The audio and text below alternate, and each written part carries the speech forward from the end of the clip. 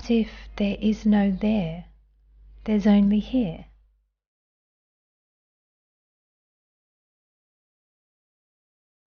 What if, when it's your time to leave, you discover that there's nowhere to go? And above all, what if it turns out you are the thing that you seek?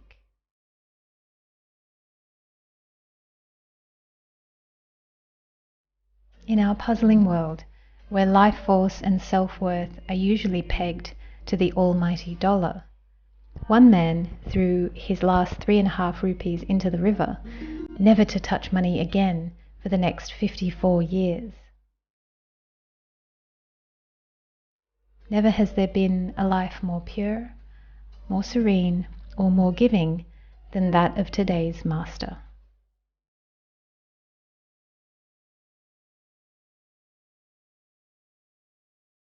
In today's Masters episode, we're having tea with Ramana Maharishi. Hi everyone, welcome back to Vedic Life Coaching. Thank you so much for joining me, and welcome back to the Masters series. Today we're having tea, I'm having a glass of water with Ramana Maharishi.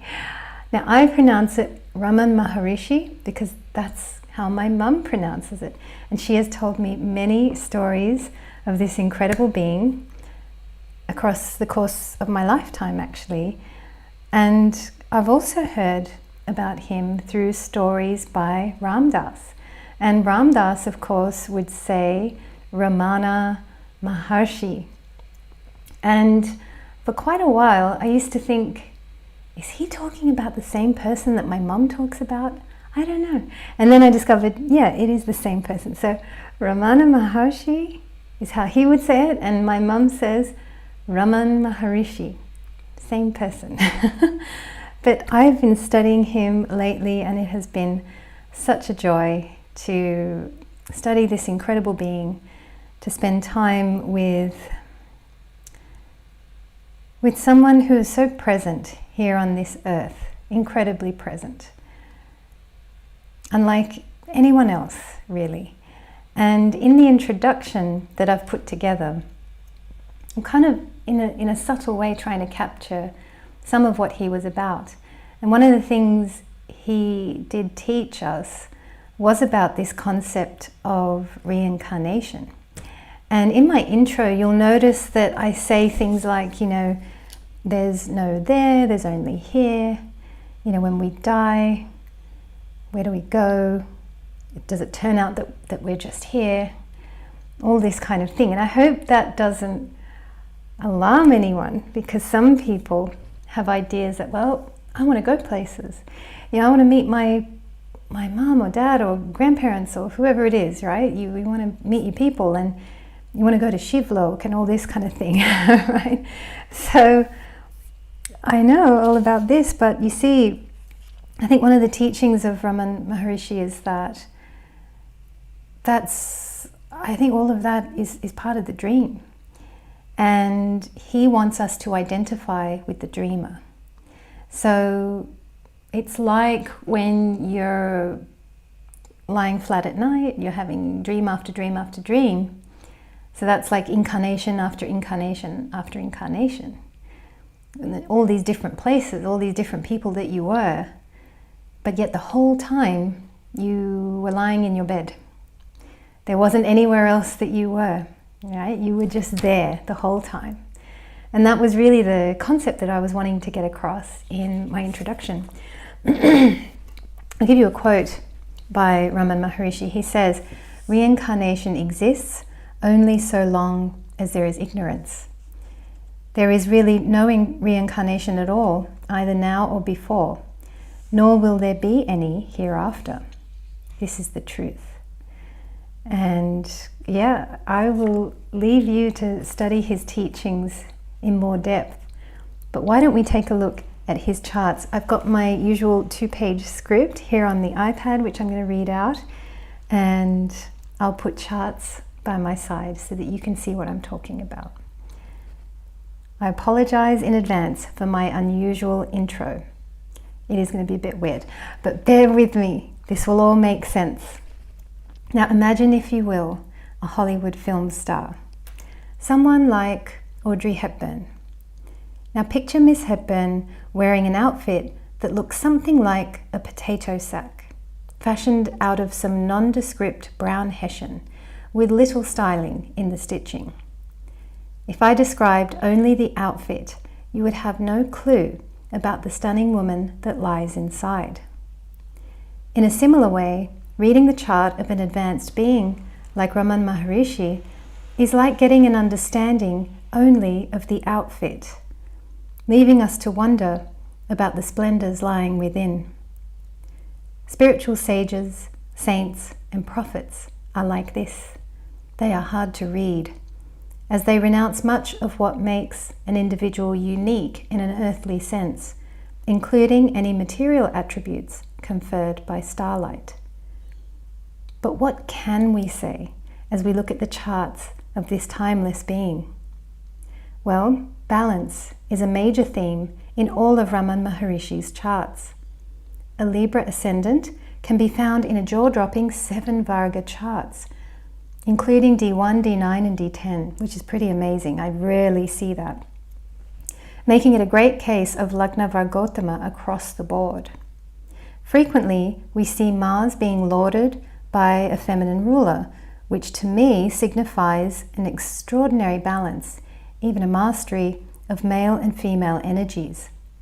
It's really showing us a sublime blend of the states of doing and being. In Ramana Maharishi's chart, it's as if the universe challenged Mars to see if he'd be able to rest. Rising to the challenge, Mars proves that he can relax harder than anyone, including Venus. In fact, Mars does so in full view of everyone too, right in the 7th house of public, the house of the other. There he sits in Bharani Nakshatra, lauded by Venus. He is also conjunct Neptune, which no doubt had an additional softening effect on any of Mars's strong desires. When Ramana Maharishi left home, he did so aged only 17 years, in 1896.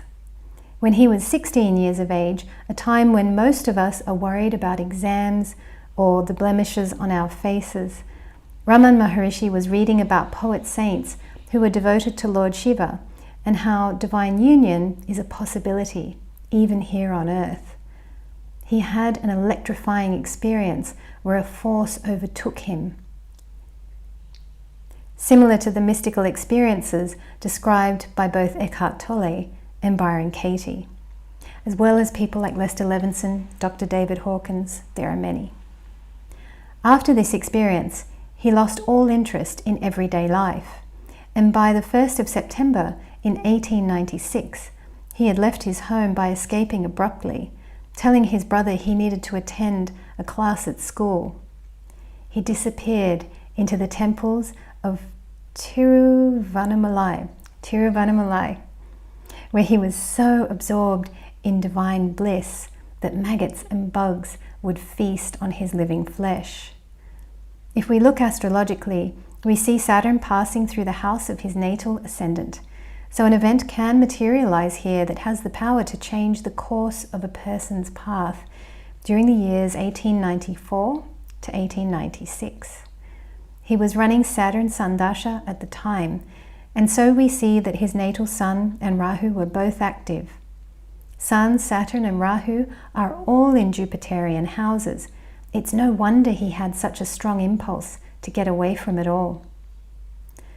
Travel is definitely indicated in this chart, and while Ramana Maharishi really only made that one big journey at a young age within his country of origin, he traversed the dimensions of consciousness more than most of us can hope to do in one lifetime. While the 3rd house represents short distance travel, according to the teachings of B.V. Raman, it also represents our mind, which is where Ramana Maharishi's leaps and bounds were silently made. Lakshmi, Ramana Maharishi's beloved cow, can also be seen from this chart. To me, Saturn is representative of Lakshmi, seated in the 6th house of pets, and more so as it's in Revati Nakshatra. It's widely known that Lakshmi was a supernatural being, quite like Ramana Maharishi himself. She died in his lap, and many around them had a deep knowing that this would be her last incarnation ever. Revati being the last of the nakshatras, and Saturn being the last of the planets that can be seen with the naked eye, shows us that she had clearly worked her way through the entire astrological wheel. In this magnificent final performance, there would be no encore. From this chart, we can also clearly see that this person would have a special bond with his mother. Ketu conjunct the moon indicates one may have shared many past lifetimes with the person who incarnates as one's mother in this lifetime. When Saturn was passing over the moon, so the height of Sadhisati period, she moved to Ramana Maharishi's place in Arunchala, where he proceeded to give her finely tuned instruction. Taking up the life of a renunciate, she lived with him until her death in 1922. We can see this event clearly in Ramana Maharishi's chart. She left while Saturn was 4th from his moon, the house of the mother, and 12th from the ascendant, the house of loss. My cliched ending, as with any master, there's always so much more to say, doesn't seem to fit in this script. Ramana Maharishi himself was a man of very few words, despite having gifts for writing and artistry in speech. However, to end this piece, I'm sure he wouldn't mind my appreciating the world around him in the 1950s, just before he left. In photographic terms, the universe had set up a magnificent scene. There was exactly the right amount of contrast, of highlights and shadows, that enabled the illumination of a light that will never shine the same way, ever again. So, I hope you liked my overview of Ramana Maharishi. There is more to say. If you are quite the student of astrology, you might want to take a look at his D9 chart. You will see a stunning Valaki yoga, which I could go into, but I'm pressed for time. I definitely am, yeah, time is moving on. But there's also the D20 chart that you could study as well. So the D9, the Valaki yoga there is stunning, and the D20 chart has an incredible exchange between his 4th and 11th houses, which shows a wish fulfillment for his mother, and that's really worth taking a look at as well. But guys, I'm going to leave you with some beautiful music by an incredible young Indian musician who's done a really wonderful cover of Ed Sheeran's Shape of You. And I just thought the song Shape of You is cool for Ramana Maharishi because that's what we had. You know, we didn't have too many words or too many teachings, or we had his being, you know, and that's what I'm hoping gets expressed through this really upbeat music. And I'll also leave you with some footage of the mountain that Ramana Maharishi believed was Lord Shiva. He believed that this mountain was basically Lord Shiva. Isn't that incredible? And I think he would walk around it once each day, and now people do that as a pilgrimage. They go there and they walk around. Eckhart Tolle did that. He walked around the mountain. I want to do that one day. Who knows when I may get the chance. Might be some years away, but I want to go there. So yeah, and I'll also leave you with some photos of the beautiful cow, Lakshmi, who stories of her are just breathtaking. She sounds incredibly divine, this really special being. She, you know, the stories of her, yeah, make it even seem like she had quite the magnificent personality as well, you know. So I'll leave you with some pictures of those two together. But I want to thank you so much for tuning in, and I look forward to seeing you next time.